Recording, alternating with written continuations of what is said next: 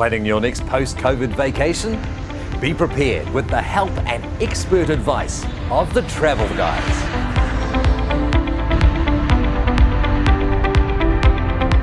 Hello and welcome to the Travel Guys, our weekly update on what's happening and what's new in the wonderful world of travel. This week we're talking corporate or business travel, and I'm delighted to have as my guests Mr. Keith Sumnar and Jamie Gray from Gilpin Travel, one of the New Zealand's leading corporate travel agencies. Welcome, Keith. Welcome, Jamie. Great Thanks, to have you here. Mike. Nice to be here. Tell us a little bit about Gilpin. How did it all start, Keith? Well, believe it or not, there is actually a Mr. Gilpin. So many years ago, Gilpin was started by a guy called Stan Gilpin.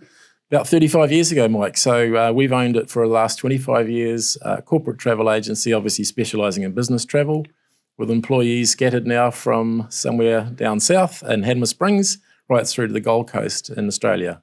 Wow, things have changed so much as a result of, well, not just as a result of COVID, but you don't need people in a bricks and mortar environment these days, do you really? Technology allows it, Mike, and unfortunately the business model as it's evolving now with COVID means you've really got to take a good hard look at your overheads. Yeah. And so no, bricks and mortar aren't necessarily part of the answer at the moment. Sure. And Jamie, how did you get involved in this business? I knew someone who was involved in travel, ended up having a coffee with someone at Gilpin, and I've been there for 4 years. That long? Yeah. Well done. Good on you. Keith, we've talked about the impact of COVID on leisure travel. Can you just run through the impact it's had on the business travel? Well, obviously, the most visible impact, Mike, is in the long-haul sphere. I mean, there's virtually no long-haul travel at the moment unless it's absolutely essential. So, that's been, the big disruptor, I suppose. Most of it's focused, domestically. We've been running domestically okay for 10, 12 months. It seems like, and obviously the Tasman coming back on board. So it's a little bit one-dimensional at the moment, and I think I saw it was a suggestion from one of our colleagues. It's a bit like a menswear shop selling only socks at the moment. I saw that. What a great analogy. It was a good really analogy, is, yeah. was. The advent of Zoom must have had a huge effect as well. It has, but I don't think Zoom's the answer long-term for businesses. I couldn't agree more. Everyone's got Zoom fatigue, I think. That's a general consensus. It's obviously been, an enabler, but I think people, from what we're seeing, they're dying to get back on planes. And I think if you look what's just happened with the Trans-Tasman travel, as soon as people were able, they're wanting to get back on planes and reconnect and just get that face-to-face, business relationship going again. Sure. We don't want to dwell too much on COVID because it's a subject, that terrible C word that people just don't want to hear about. But you must have had some extraordinary stories of trying to get both clients back and clients' funds back. Have you got a couple of any particular ones that come to mind? One that sticks in mind, Mike, we're attempting this week for the third time to get a conference underway in Queenstown. So it had its start in Brisbane last year in June. This is the third time through for the same conference. With a bit of luck and a following wind, we might be able to get that done this Friday, hopefully. Fingers crossed. And what about for individual clients? If you had people with a lot of money lost overseas or people being stuck overseas? I've got a good one about someone being Tell stuck us, overseas. Yes. So we had a traveller who needed to travel internationally for their job during COVID. So this is the midst of COVID last year. And things are changing so quickly. They got themselves halfway back home. The borders closed more. They had to get a different visa. There weren't as many airlines. They were stuck in an airport for a week before we could get them home. Fun and games. I'm sure that's been replicated throughout the country. Well, the funny thing with corporate travel and travel in general, it's instantaneous. It happens in real time. What we're seeing today, Mike, is a weather disrupt in Wellington and Christchurch as we speak and film this. So there's always something, and that's the value, I guess, of having an agent that's doing that for you. We're used to this sort of thing. Unfortunately, go right back to events like September 11 and SARS and a lot of disrupts that have happened over the years. So unfortunately, we've got quite good at it and helping our customers accordingly. I think you mentioned earlier, Keith, you had a meeting with Grant Robinson, and correct me if I'm wrong, but the question was raised, were you, the travel industry, prepared for something like this?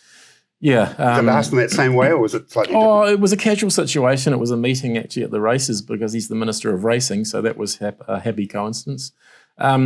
What he said was, could you predict something like this coming? And funny enough, and you do your risk analysis, we actually had talked about a pandemic.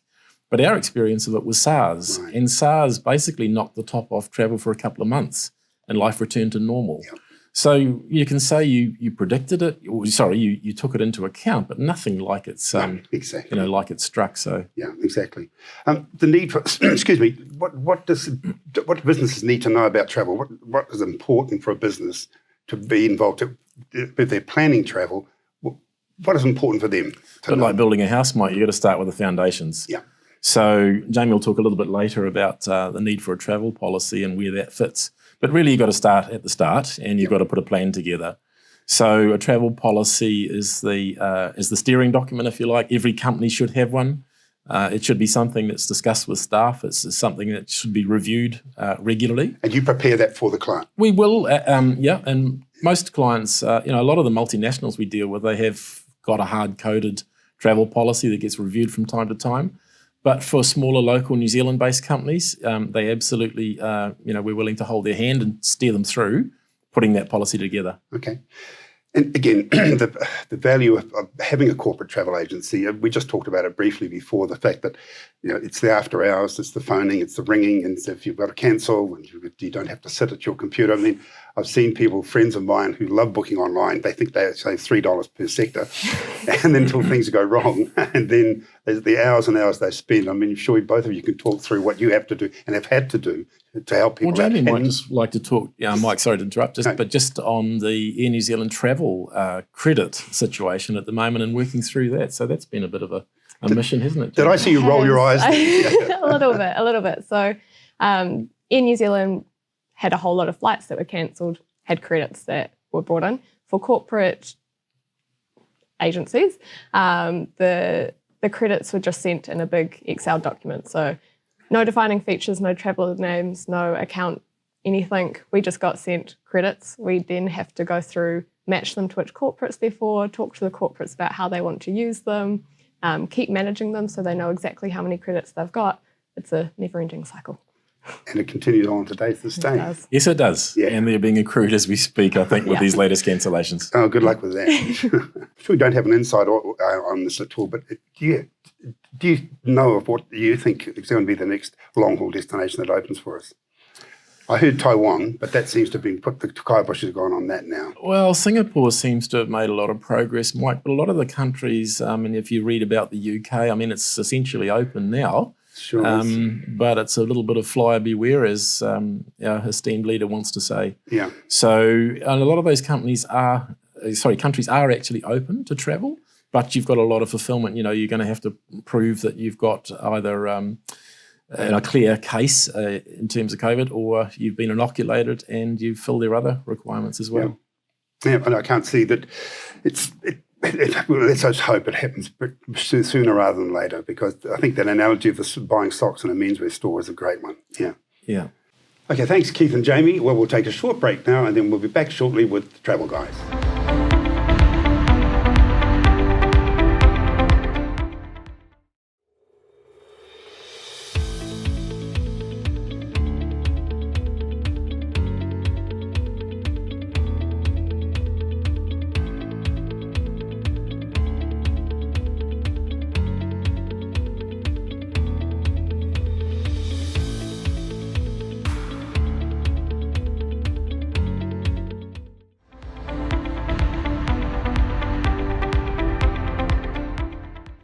Hi and welcome back to the Travel Guys. Today we're talking to the team from Gilpin Corporate Travel, and now it's time to hear from Jamie Gray, the sales manager for Gilpin Travel. Welcome, Jamie. Tell me, you deal directly with the corporate customers. What's your advice for traveling with a corporate agent?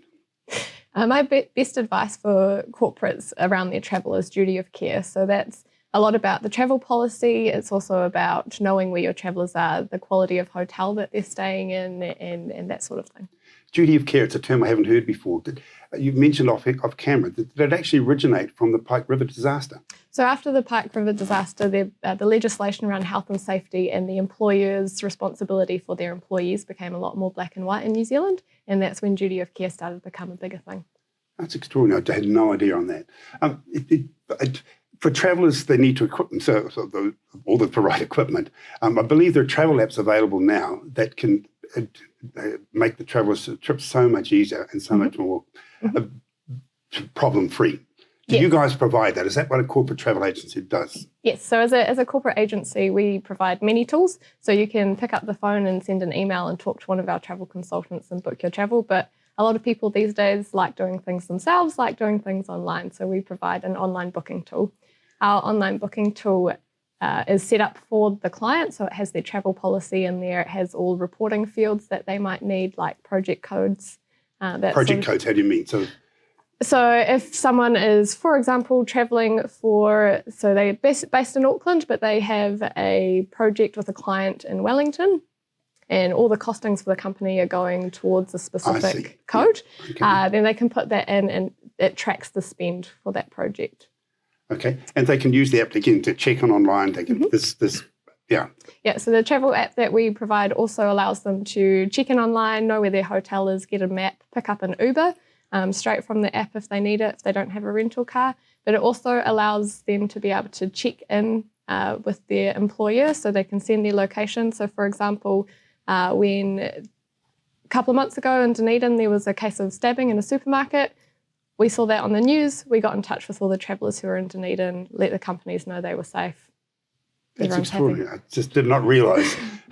Again, I mentioned to you when I was a corporate travel agent many years ago, and all we knew about our clients whether they smoked and they didn't smoke with our diners or Amex, and that was as far as its extent. It's extraordinary. But playing devil's advocate, and I mentioned this to you as well, Keith, if you're providing the client with such a powerful app that they can do everything, why do they need you guys? Yeah, probably I'll help you on that one, Jamie. I guess, Mike, if all bookings were simply initiated in one point and they went without disruption, that's probably a good question to ask. Unfortunately, they don't. So it's once you've made the booking, that's the start of the process. Inevitably, and as I say, we're seeing it in real time today with weather disruptions, and then you're seeing some of the border closures and everything else. It's that ongoing knock-on effect when things change. You need somebody to make sure that they understand the big picture. If you've got a rental car, if you've got accommodation linked to it, as Jamie said, if you want it to be charged to specific cost centres, it's quite a complex process, and it's more so for business travel than it is for leisure travel, for private travel. So Jamie's mentioned the duty of care.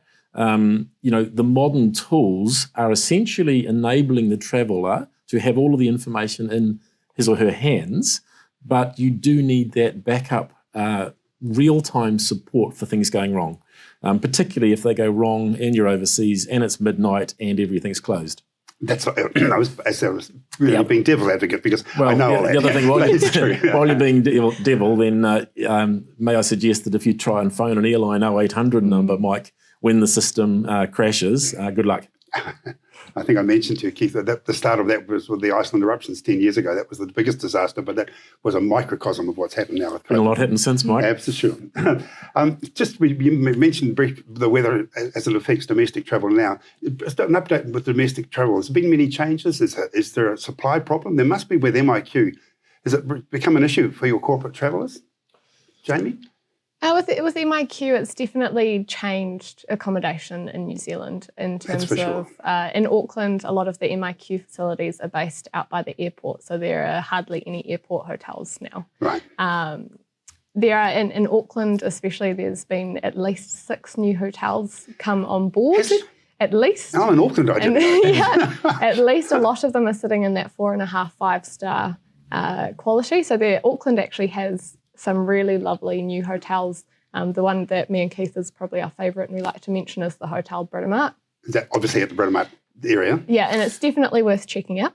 It's very, very cool. But in the likes of Christchurch and Wellington, accommodation isn't being too bad because obviously we don't have those international travellers coming in. But the MIQ has made places like Hamilton, for example, very hard to find accommodation. Hamilton.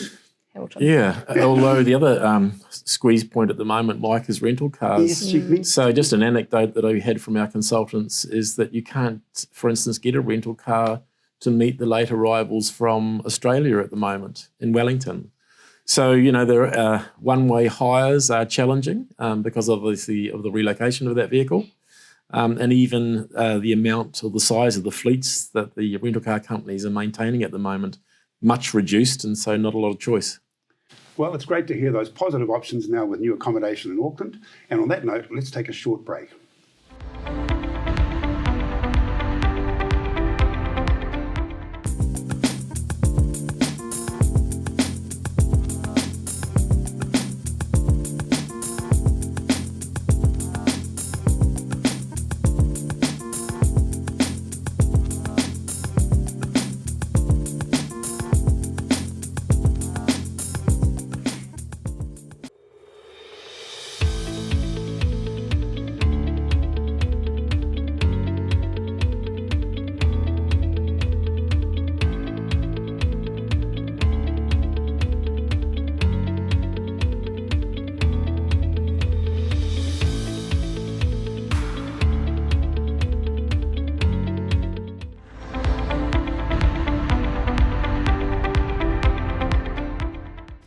Hi and welcome back to the Travel Guys. Today we're talking to Keith and Jamie from Gilpin Travel. And I'm going to talk to Keith now about the conferencing business, a big part of your business, Keith. Obviously, it's massively affected internationally by COVID. Yeah, obviously, Mike, companies are a little reluctant to want to go offshore at the moment. Typically, the big conferencing destinations for New Zealand-based companies are east coast of Australia, particularly in the islands. So companies aren't really willing to take those risks. But what we are seeing is a lot of onshore activity. So we've got a conference, for instance, going off in Queenstown this Friday, I think I referred to earlier, the third iteration round. So companies are still desiring to get their people together. What we are seeing is a lot of smaller gatherings in hotel properties as well, particularly around the regional centres, which is causing a little bit of a crush. So, if you're wanting to get those companies meetings going and that team spirit built again, need to book and get on with it because, there's a lot of it happening at the moment. It must be great for the regions to get that business, mind you. Yeah, obviously everybody's hurting, in this industry. So right at the moment, any business is good business, Mike, yeah. What's the biggest you've ever handled? Just throwing a curve on at you, Keith. Rugby World Cup was big for us. Yep. Mike, we did a job for a corporate and we had 550 inbound from around the world that we hosted for Rugby World Cup. So that was a new experience for us hosting inbound as well because that's a 7-day, 24-hour job. It's one thing to send people offshore, they go to bed at night, but when they're over in your country, unfortunately you have to stay awake and be ready for anything. How many staff did you have to put on that? That's an extraordinary... Well, it was the nice thing about being a privately owned company and having a bit of a can-do team spirit is most people will turn their hand to anything, or everything. So we had, for instance, one of our administration managers was an on-site concierge based at the Metropolis. So we had a number of role changes and it was good for everybody.